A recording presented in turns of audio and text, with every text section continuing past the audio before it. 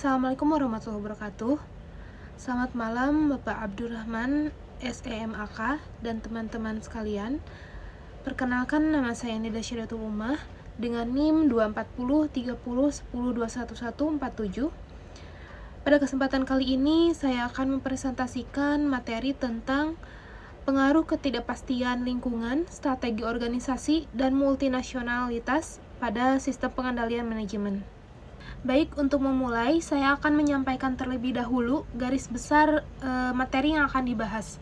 Yang pertama ini ada latar belakang, selanjutnya konsep ketidakpastian lingkungan, strategi organisasi, multinasionalitas, sistem pengendalian manajemen, hingga contoh kasus dan kesimpulan. Selanjutnya saya akan membahas mengenai latar belakang. Dalam dunia bisnis modern, perusahaan menghadapi perubahan yang sangat cepat. Perubahan tersebut terjadi pada bidang teknologi, ekonomi, persaingan usaha, serta kebijakan pemerintah. Kondisi ini membuat lingkungan bisnis menjadi tidak stabil dan sangat sulit untuk diprediksi.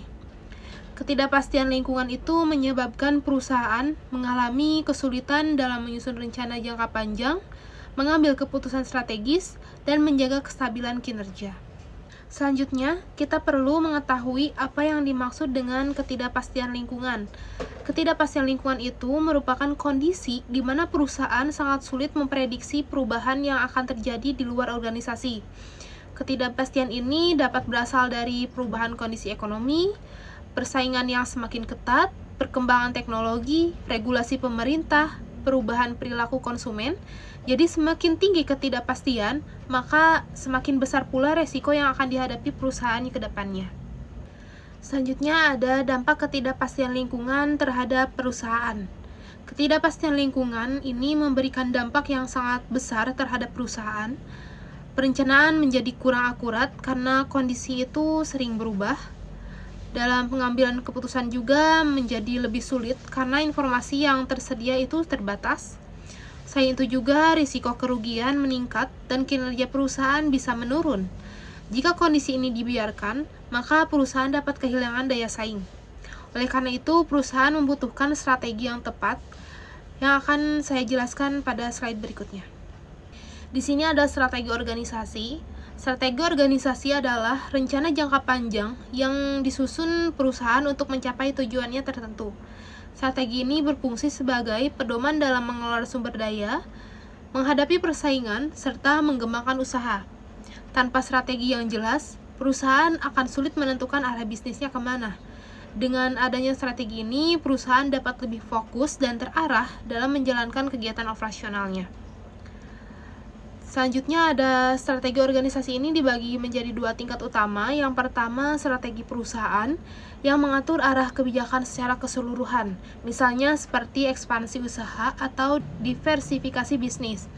Yang kedua ini ada strategi bisnis yang fokus utamanya itu pada cara perusahaan bersaing di pasar. Kedua tingkat strategi ini harus saling mendukung agar tujuan perusahaan ini dapat tercapai. Di sini ada jenis strategi organisasi. Terdapat dua jenis strategi utama dalam persaingan bisnis. Yang pertama, strategi kepemimpinan biaya, yaitu perusahaan berusaha menekan biaya agar dapat menjual produk dengan harga murah. Dan yang kedua, strategi diferensiasi, yaitu perusahaan menciptakan produk yang unik dan berbeda dari pesaing. Pemilihan strategi ini harus disesuaikan dengan kondisi lingkungan dan kemampuan perusahaan itu.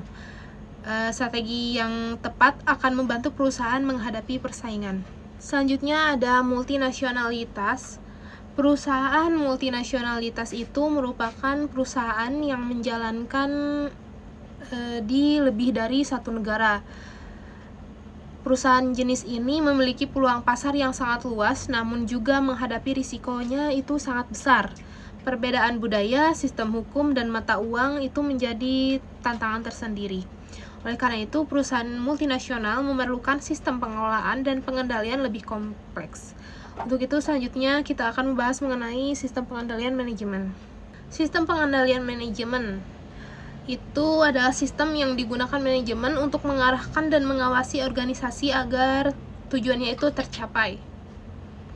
Fungsi utama dari sistem pengendalian manajemen itu yang pertama mengontrol kinerja perusahaan, mengawasi biaya, mengevaluasi hasil kerja, membantu pengambilan keputusan, dan SPM ini harus disesuaikan dengan lingkungan dan strategi perusahaan itu sendiri.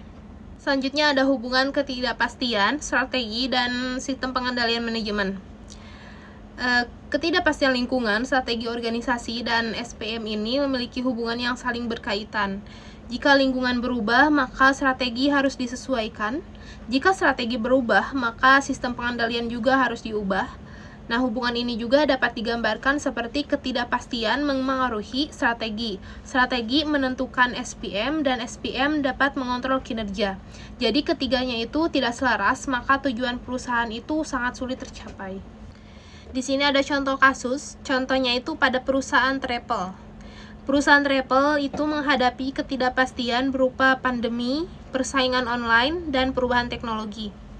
Strategi yang diterapkan yaitu digitalisasi layanan, inovasi produk, fokus pada pelanggan, dan SPM yang digunakan adalah evaluasi penjualan online, kontrol biaya operasional, dan monitoring kinerja. Jadi hasilnya perusahaan ini dapat bertahan di tengah krisis. Jadi berdasarkan pembahasan yang telah saya sampaikan, dapat ditarik kesimpulan bahwa ketidakpastian lingkungan itu merupakan tantangan yang tidak dapat dihindari. Perusahaan itu harus memiliki strategi yang adaptif, sistem pengendalian manajemen harus mendukung strategi tersebut, dan jika ketiganya selaras, maka kinerja perusahaan itu dapat meningkat.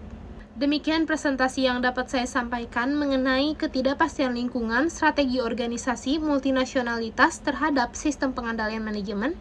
Saya berharap materi ini dapat memberikan manfaat dan menambah pemahaman bagi kita bersama. Mohon maaf apabila terdapat kekurangan. Terima kasih atas perhatiannya Bapak, Ibu, dan teman-teman. Wassalamualaikum warahmatullahi wabarakatuh.